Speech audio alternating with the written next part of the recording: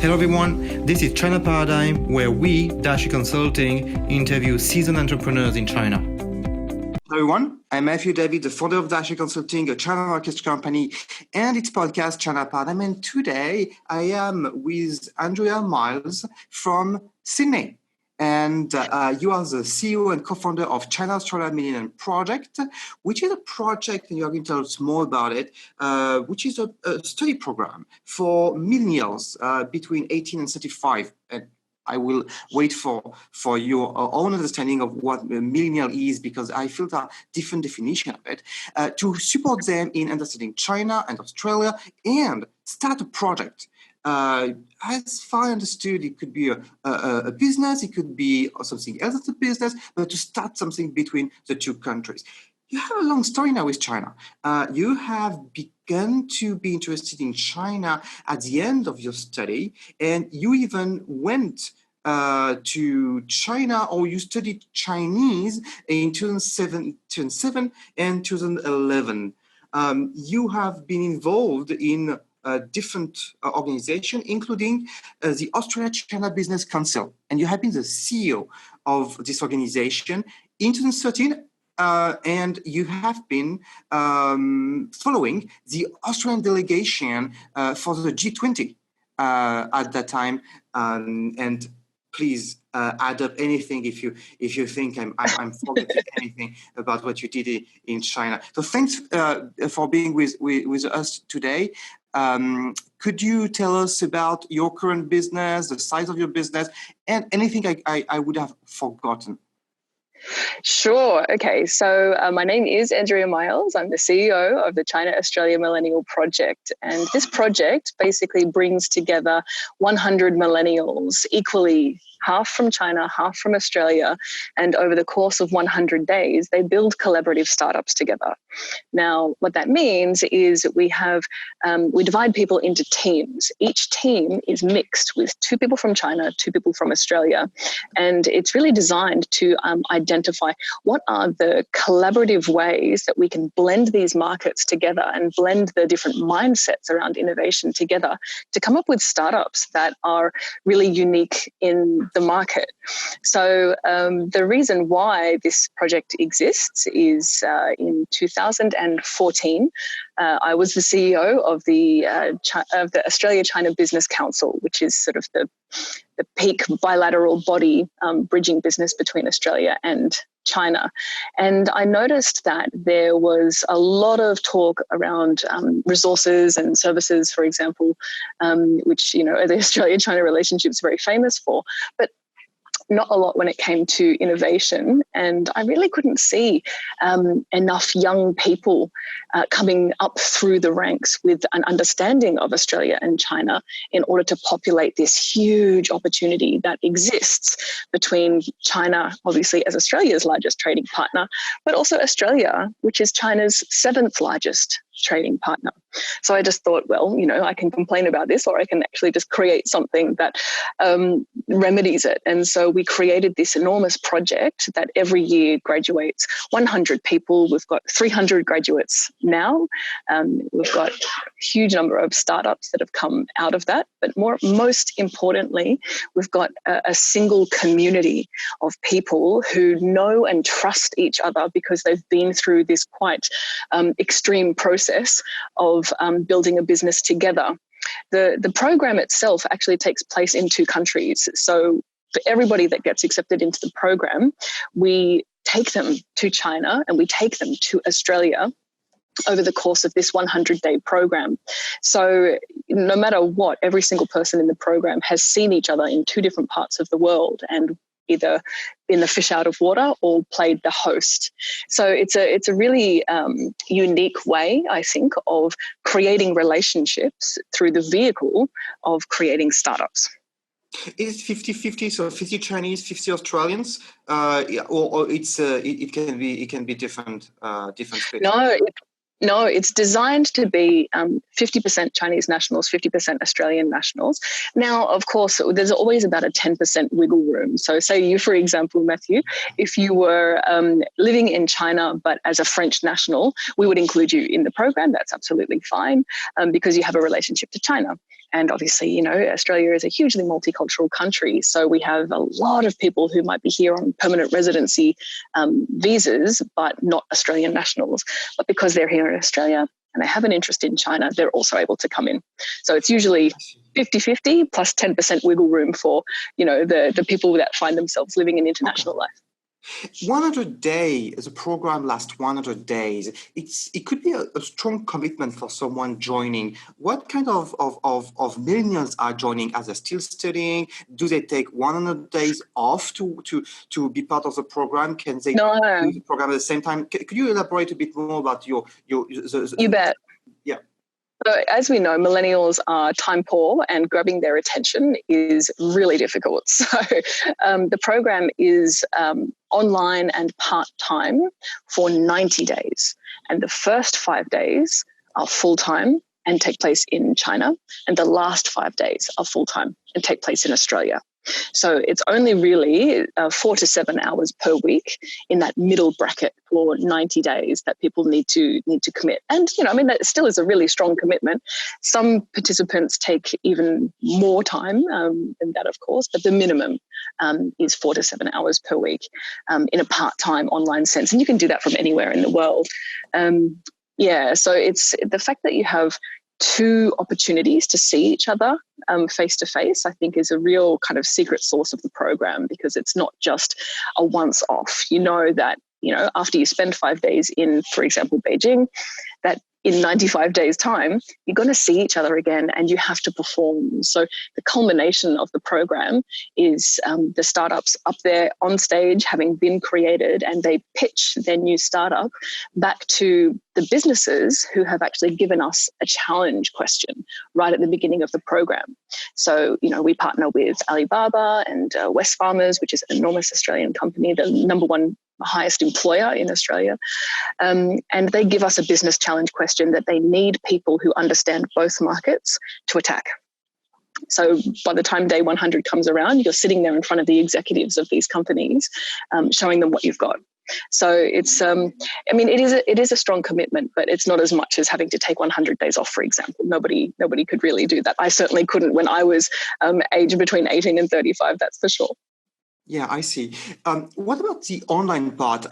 Actually, when I read your document, in my mind, it was much more about the offline part. Could you describe a bit more about what kind of material, what kind of teaching, what part is online? What do you bring online? Because that's actually a big part of the program.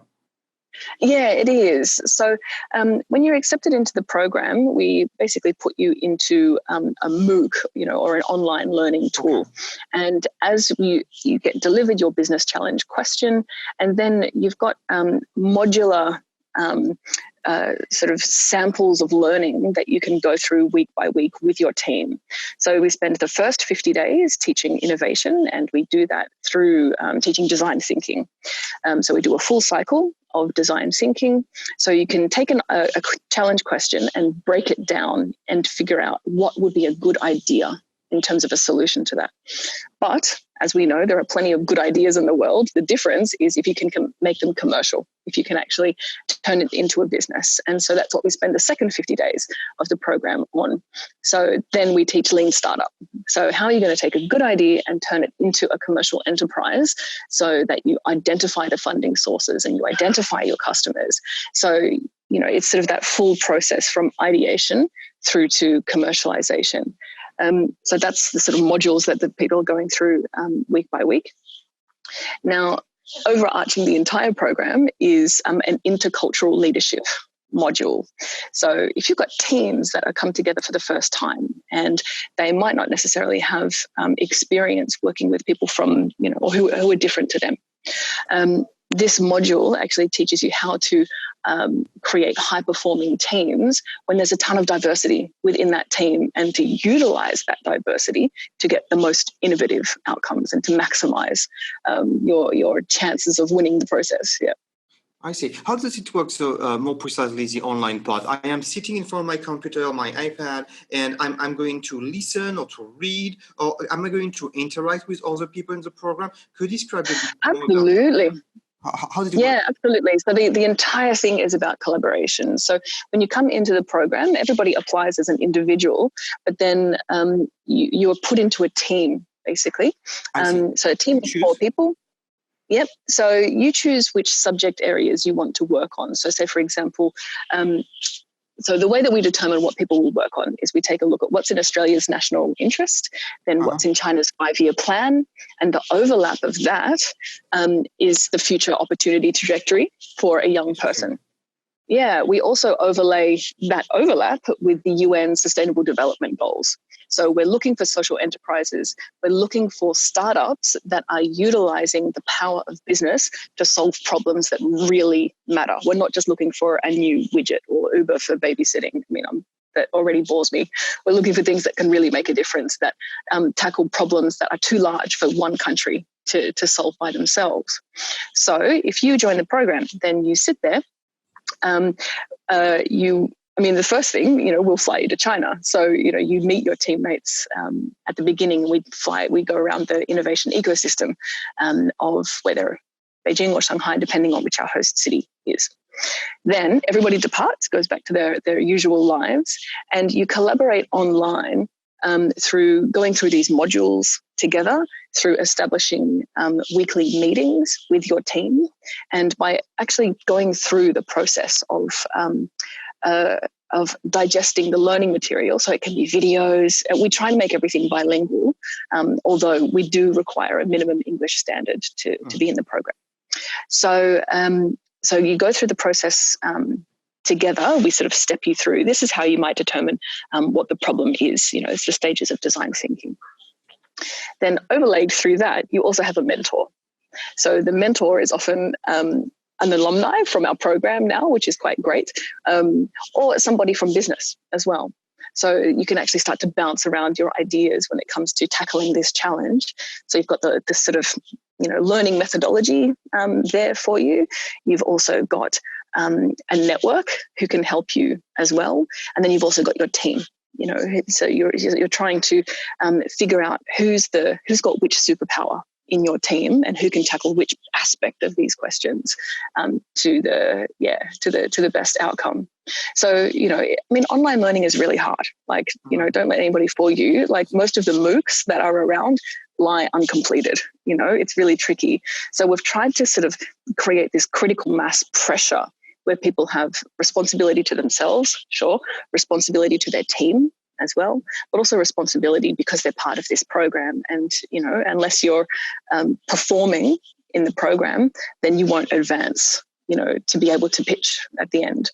So, it's sort of, we're trying to sort of tackle a few different learning styles. Some people like to learn experientially. Some people are great online.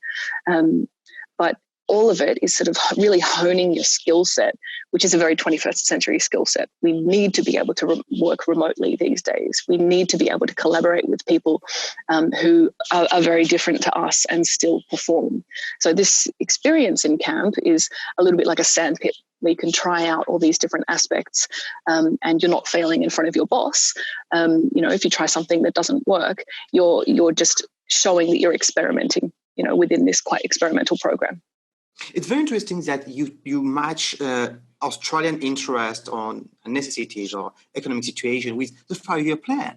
That's very, very Chinese. That's already an example of how you have to adapt to culture and to be intercultural, because you wouldn't think to fit with a 5-year program of a US president with the interest of Australia, right? So, but it's very much about the plan. So it's very interesting that you have thought about and developed this matching, and then a higher level of matching, which is a UN plan for sustainability.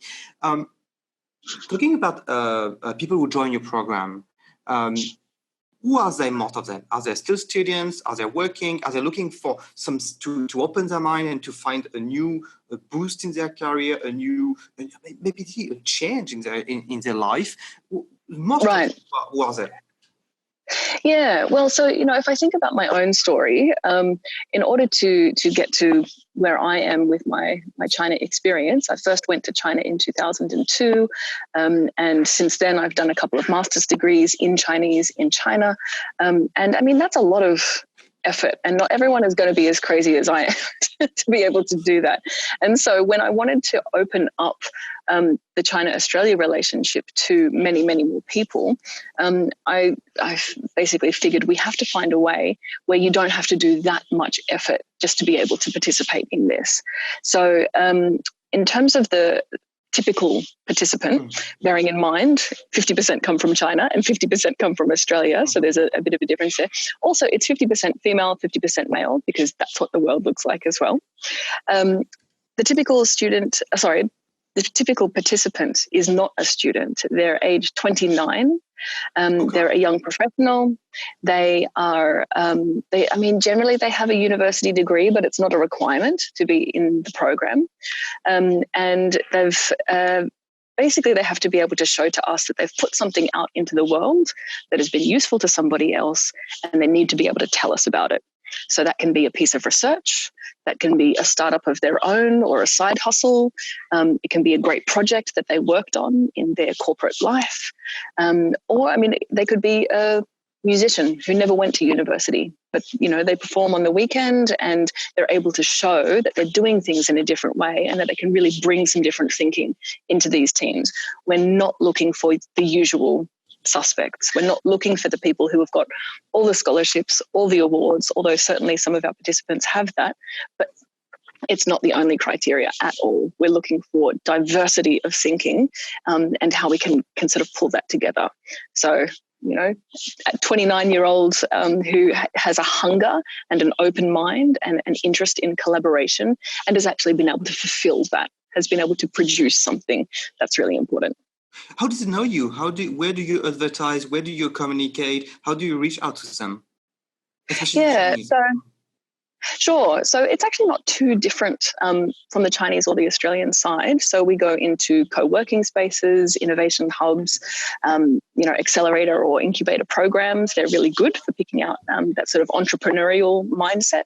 But we also go into young professional associations as well. So Young Engineers Australia, the Young Lawyers Association of Hong Kong, these different sort of pools of talent have been really great for us. Also universities, of course, about 10 to 15% of the program are still studying. So I think it's really important in the millennial group, which is really about age 18 to age 40 these days. That's almost like two generations or two different sets of behaviours in there. So it's really important that we have people who are 19, 20 years old who behave quite differently to someone who's 39, 40 years old. So universities are great. We get staff from universities, students from universities, and also, PhDs and people in postgrad, they might be a subject matter expert, but they're really looking for an entrepreneurial skill set so that they can commercialize the research that they've been working on. So it's not too different actually in Australia and China in terms of finding those different pockets. That's very interesting to see that actually populations are actually similar in Australia and China in the ways that they work in co-working space. They are part of organization, of youth organization. Yeah. So you know what? As well in China. This is the secret sauce, right? Everybody talks about how different China and insert country, in the rest of the world is. But if you focus down onto some demographics, you can find some incredible commonalities between people. So that's why we decided to make this a millennial project, because we're taking people at a similar stage of life who tend to have a global mindset, tend to be digitally native, tend to be more open-minded than closed-minded, and tend to be socially responsible. So whether you're in China or in Australia, there's thousands of people that you can find in that particular generation who are sort of, in that sort of thinking. I get a little bit sort of frustrated sometimes when we seem to focus on, the tiny little bit of difference between China and, for example, Australia, forgetting that 99% of us are identical. We're human beings living on the planet at the same time. We breathe the same oxygen. So in terms of thinking about collaboration, having that sort of mindset at the beginning means that you can establish shared value. You know, we care about the environment. We care about not making mistakes, you know, not repeating mistakes, these sorts of things. So it's not actually that difficult. You know, everyone will say that China is like another planet, but at the end of the day, you know, we want tomorrow to be better than today. You know, we want our kids to be healthy. There's a lot of work and a lot of shared value is the most succinct way that I can put it. I see that you have your own definition of millennials. I feel the definition is not that strict. You said like between 18 to 40. It reminds me my class of history where the 20th century is starting in 1914 because actually it's right. You enter a new century. I feel to be millennial is to be in a mindset. It's a different mindset. Yes. There is a generation gap more than actually a precise age. Could you tell us what for you is a millennial? Listen, that is a really good point, and it's the reason why moving forward, even though we've been called the China Australia Millennial Project or CAMP, we actually won't necessarily be keeping that strict to that, because you're right, it actually is about mindset. So, I mean, anyone born between 1980 and the year 2000, that's basically, you know, the most common definition of a millennial that we find, you know, very handy. But of course, you can find people born in that time who think like they were born in 1960, you know, or have a view of the world that is, you know, like it's like the world was in 1980 rather than how the world is now. So I think it's really important that we're actually a little bit flexible in terms of our definitions. So the millennial mindset that you can characterize, it's, as I said before, so digitally native, globally connected, socially responsible, and generally it's actually a little bit more conservative in some ways than Gen X, because you have to think that millennials really came of age, you know, graduating university right at the time of the global financial crisis.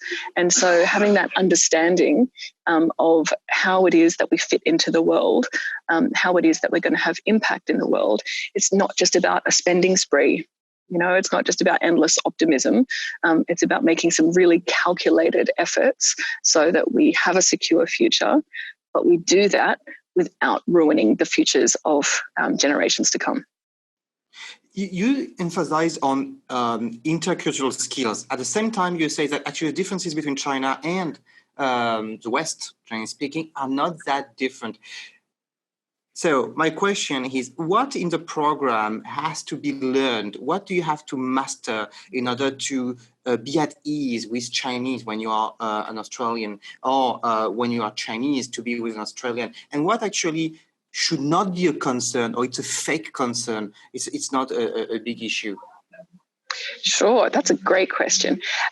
So the number one thing that I think Australians tend to pick up in the program is the ability to listen more than they talk. I think one really common trait, it's certainly common in Australians, but I would say it's probably common in a lot of Westerners, is that we confuse confidence with competence. And so if you go into a meeting, you're really expected to speak and contribute and sound like you're on your A game. And so long as you can get that sentence out, you know, sounding like an alpha person, then you've done well. Whereas in China, it'd be recognized as for what it is, which is hot air, really. So in the Australian context, if you have teams which are meeting online and you have 2 Australians and 2 Chinese, commonly what will happen is the Australians will talk too much. They will sort of monopolize the oxygen in the room. The Chinese participants will tend to listen a lot more and then make a contribution at the end. However, in the Australian context, we often think out loud. So the thinking is being done as it's being said, and the decisions are being made as they are being said. So if you contribute at the end, the chance has been missed if the way the meeting is being run has been a Western dominant way. So So we learned that very quickly in the first iteration of the program in 2015. And then we subsequently created some video modules that we release in about week 3, when there's the first deliverable of the program, saying, hey, so you might be noticing this, this, and this taking place in your teams. Do you notice that some team members are louder than others? Because it's not universal, of course. I'm not saying that all Australians are like this or Chinese are like that. It's obviously much more complicated. But typically, Australians are rewarded for talking and Chinese are rewarded for, great contributions. So it's quite common that when there's, it's not conflict, but when there's issues that arise, you can peel that back and say, well, maybe for the Australians, we often say just see what happens when you don't speak as much and see what sort of leadership comes out in your team. Bearing in mind that the Australians are participating in this program in their first language. The Chinese are participating in their second language by far and away. So there's some things which are specific, specifically cultural. Some things are common to just a native speaking versus non-native speaking team type relationship. Some things are typical to just remote, remote collaborations. So, so often it's about the Westerners speaking a little bit too much. But I mean, I think the secret sauce is to just listen. If you spend more time listening than you do talking, I think that's just a rule of thumb in China in general. You learn a lot more than you do if you listen to your own voice. What would be a fake difference that actually a lot of people talk about between China and Australia, China and the Western speaking, that actually it's not true. You don't find in the groups when they mix, or you don't find since you have been in contact with China? Well, I guess there's a sort of a stereotype about Chinese being rote learners, being passive learners, and just sort of sitting there and not contributing. And I think there's a lot more to that than just Chinese people can't innovate, which is a incorrect stereotype around, or that Chinese people are quiet. I mean, my God, when I was an international student in China, the contributions in class were very colourful. But if you create a circumstance where one group is very comfortable and one group is less comfortable, of course, the less comfortable group are going to be quieter. So it's really about sort of tipping the balance of that and finding ways where you can sort of set the groundwork of saying everybody in this program is equal and everybody in this program has something fundamental to contribute. So if that balance is out of whack, then the program suffers, the individuals don't get as much out of it. So it's really about setting that agenda, of saying every single contribution counts here, every single person is important here. There's not one mainstream and then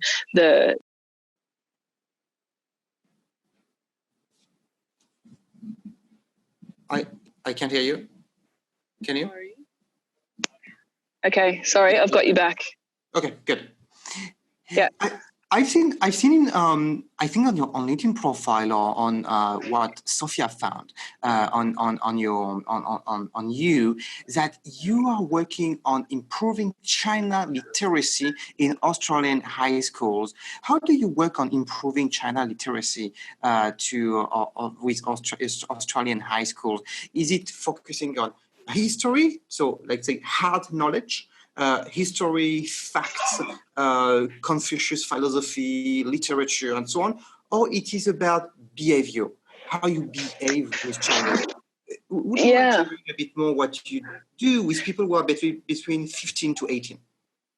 Yeah, sure. So that was a program that I ran called the Engaging China Project. I'm not involved in it now, actually. Okay. So this is, something from the past. But what we did was create a program whereby young people who were getting China experiences, going to China, learning Chinese, all the amazing things that happen when you do that, and bringing those young people as mentors into the classrooms for the 15 to 18-year-old students to really see. Because what we noticed was that the students weren't necessarily being inspired by their teachers. I mean, they were to a certain extent, but when their eyes really lit up was when they could see themselves in the picture. And often teachers are at least 20 years, 25 years older than you. So what really made a difference and really kind of, got the imagination going was helping those students to identify with peer mentors. So we would bring small teams of mentors into classrooms to talk about what it's like when you take your Chinese learning, and like your Mandarin learning, and take that over into China, and you're starting to solve problems in real time in China, and you're buying food, and you're on taking a camel tour in a Mongolia, and you're doing all these incredible things. It just sort of adds a lot of color to the classroom, which, at the end of the day, Chinese learning can be pretty dry, and a lot of the textbooks, do I really need to know the name of all of the animals? No, I want to know how to actually interact with my mates and, crack a joke and solve a problem, that sort of stuff. So those sorts of stories were really, really pivotal. And what we found was that students getting that, having that penny drop, tended to not drop out of their classes. Interesting. Because in Australia, we have more people studying Latin for the final high school exam than Mandarin. Really interesting. Yeah, it's crazy. Yeah, I always thought that the books we have in at university in Chinese and in China to study Chinese were a bit unadapted to actually what we want to talk about, talking about the dormitories, talking about very simple things. Sure. Like at the post office, at the airport, oh God, kill me. Yeah, we don't go anymore. So yeah, it's I feel it's very, very useful. I have a question which is a bit decorated to what we just talked about. Yeah. I've seen that you have a lot of awards. You have been named Australia's 100 Women of Influence. You have been Alumni of the Year. You have been top 25 FinTech influencers by Finder. And you are sitting at the boards of several universities. Yeah. How do you get that? I think people who see, I see people who see all those awards and all those board memberships, they often ask themselves, why? How can I get that? What? Yeah. And what do you get from it as well as a board member? How does it work? Sure. Yeah. No. Again, another really good question. So often, and I never realized this when I was at university, but I noticed other people would get one scholarship, and then that was a proof point that got them a lot of other awards, scholarships, and so on. So getting that first one is really, really important. And I always thought, if you have a look at my LinkedIn, I was saying this yesterday to a friend, I've got 3 degrees. I've studied 2 other short courses. I've done a lot of study, none of it recently, or, say within the past 5 years, because that was about the time that I started to not believe in the meritocracy anymore. Because at one point, I certainly believed if I just get enough skills, I'll rise to the top. When I realized it's actually 3 things that help you rise to the top. So skills is one of them, but it is also your network, and it is also your confidence. So for any person listening, I would say sort of map yourself in terms of, out of 10, how well are you performing in relationship to your peers in terms of skills, networks, and confidence? At one point, I had all the skills in the world, but very few networks. So I worked on that. I worked on that really hard, actually, and I'm an introvert by nature, so it's more challenging than usual. And my confidence has always been pretty good, I would say. But in terms of actually doing things, practicing things, getting experiences, that does tend to boost your confidence even more to be able to own your own expertise. So it's actually 3 things that will help you rise to the top. You can have all the skills in the world, but if you don't apply for awards, you don't get awards. It's as simple as that. So, a degree is not, they call it an award course, but it's something that you get for your skills. An award is what you get for your outputs, your experiences. So as soon as I started to do things, I started to apply for awards. So I wasn't nominated for the Most Influential Woman award. I nominated myself because I wanted to win that award. And absolutely. I mean, you can't just sit back and wait for it to happen. It doesn't happen for anyone like that. And it kind of a little bit of my background of where I'm coming at from this is, I worked so hard for those degrees and those skills because I come from a really small town in a really poor area from a family with no money. So, I've always thought, like, if I'm going to get anywhere, I have got to be able to do this myself. And at first I thought it was just the education. Education is transformational, no question. But you also have to go and meet people because some people have parents who are judges. Some people have parents who are entrepreneurs. I don't have that. I don't come from a community like that. So I had to build it around myself. And one of the easiest ways to create a network is to do something fantastic and build your own network out of that rather than trying to tap into somebody else's. So the camp alumni group, right? That's 300 people that I know personally who I would vouch for, who would vouch for me. And, I created a network around myself rather than trying to hijack somebody else's. So number one, apply for stuff. Absolutely. But before that, do your own thing. I mean, I sort of realized, I guess, a little bit earlier than some that the game of life, it wasn't built for people like me to win, actually. And, I could work my hardest and I'm still not going to win that particular game because I don't respect the rules anyway. And those rules weren't built for me to win. I could get maybe halfway.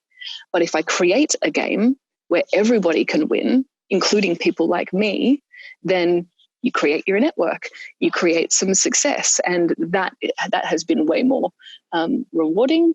It builds my sanity, it builds my confidence, and it gets attention because it's not the usual way that people have done things. But it's I think it's the way of the future, to create ways where we can actually all win.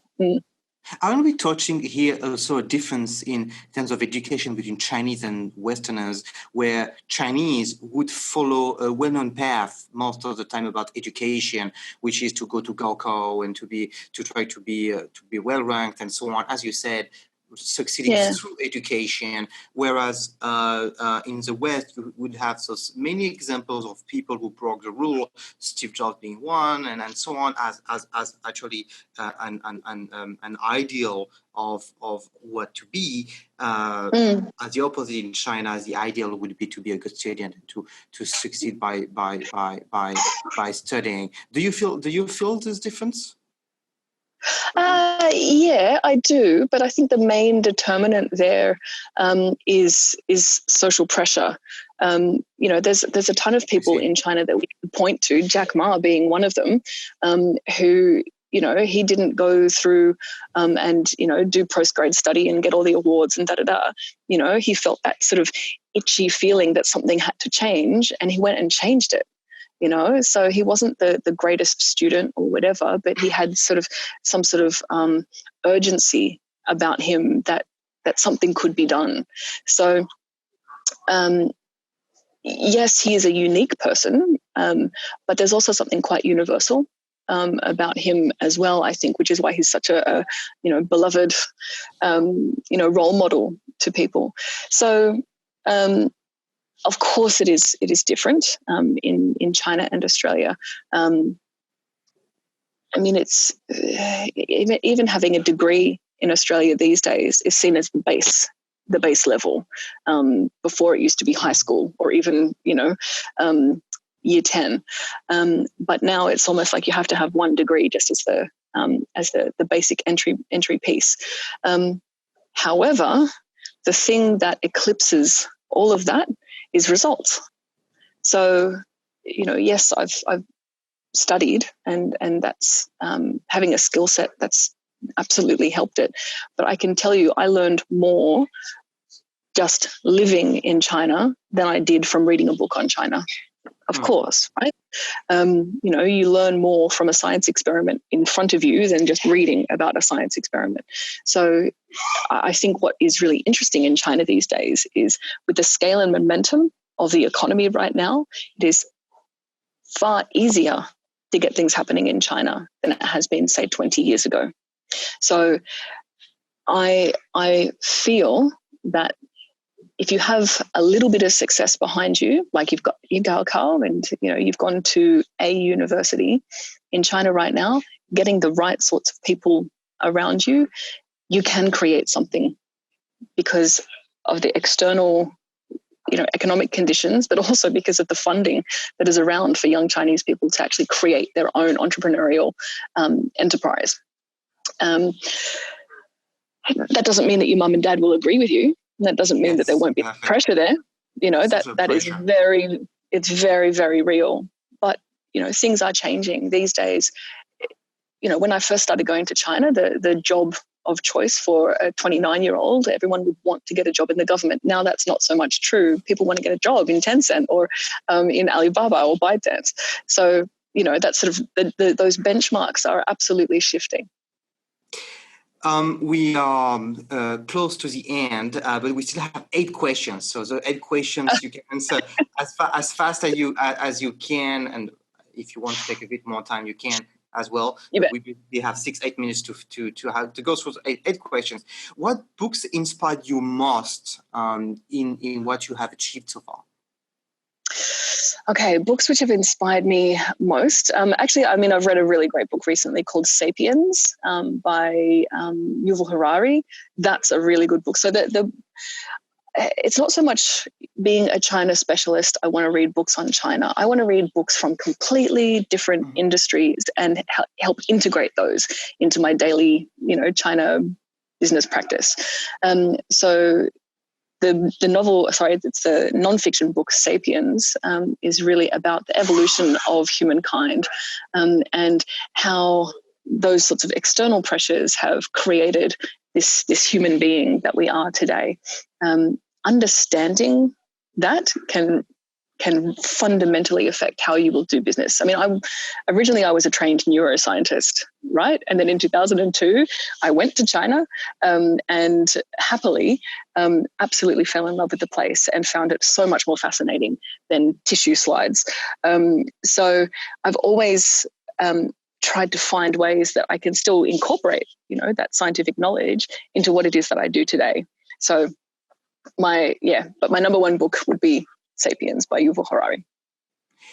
What do you read to stay and to be up to date on China? What are your sources?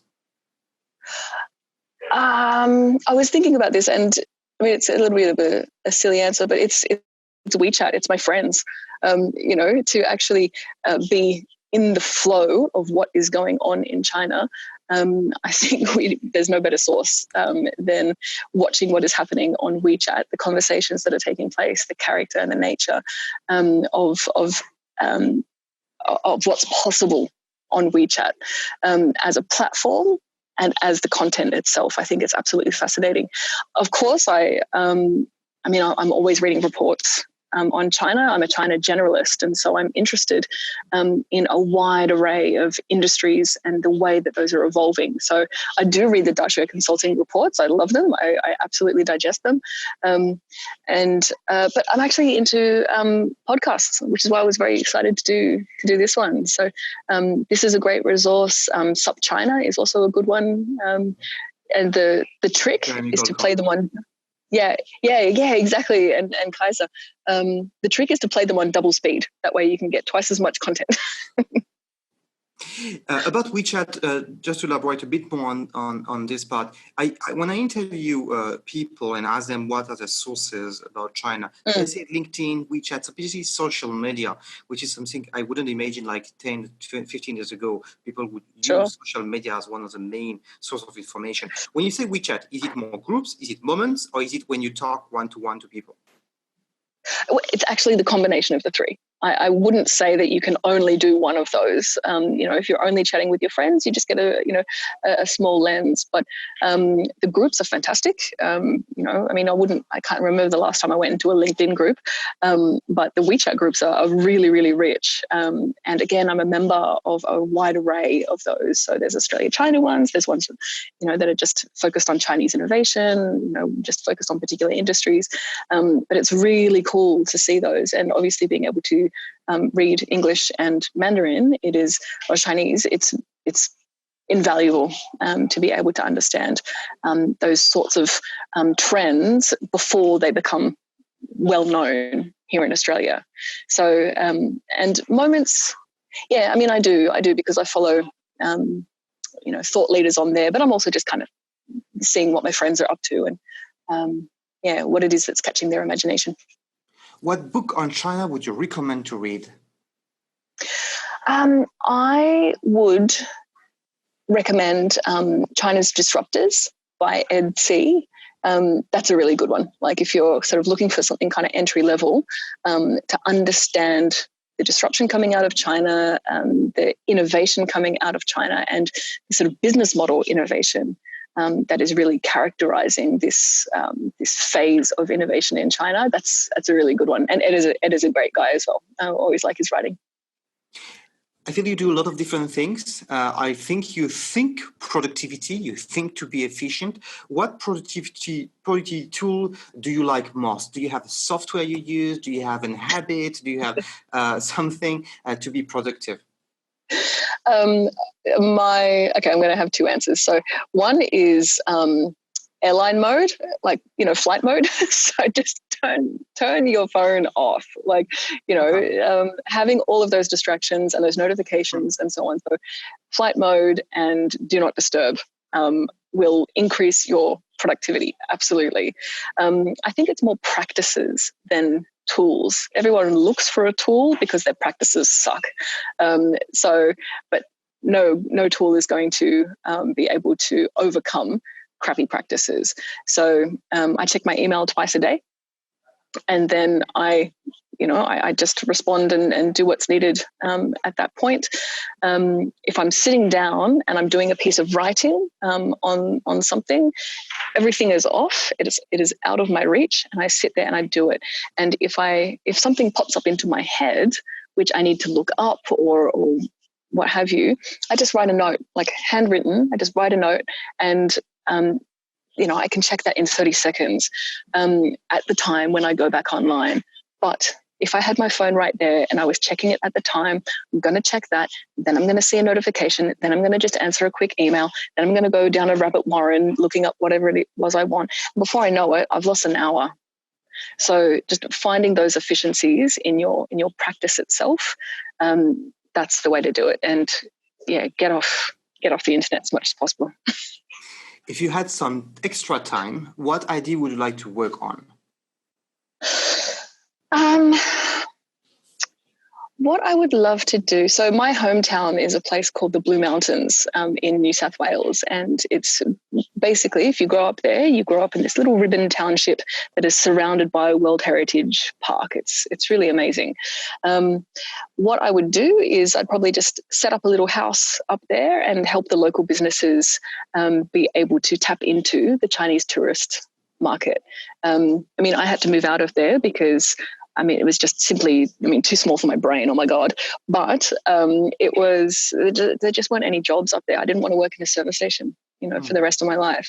But every year there's 7% growth in the number of Chinese tourists that go to the Blue Mountains because it's so beautiful. So I'd set up a little consulting industry there and help the local businesses to be able to serve this really interesting customer that's coming through that wants to fall in love with the Blue Mountains too. But because not many people in the Blue Mountains have a Chinese skill set, it's a little bit more difficult. So I'd probably chill out a little bit. What is the most surprising experience you had so far in China? The most surprising experience to me is how at home I feel in China.